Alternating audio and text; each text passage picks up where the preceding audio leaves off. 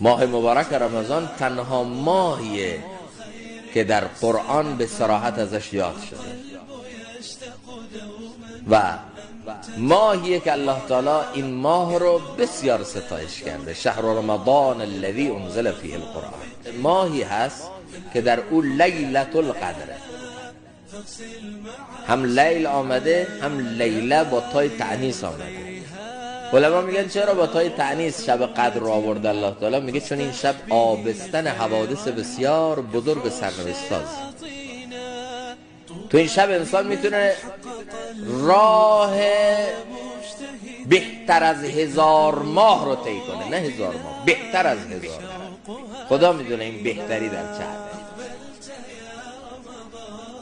83 سال، 90 سال، 100 سال، 800 سال، یک شب میتونی این همه راه رو طی. خیر من الف سنه، بهتر از 1000 ماه. این ماه خودسازی، ماه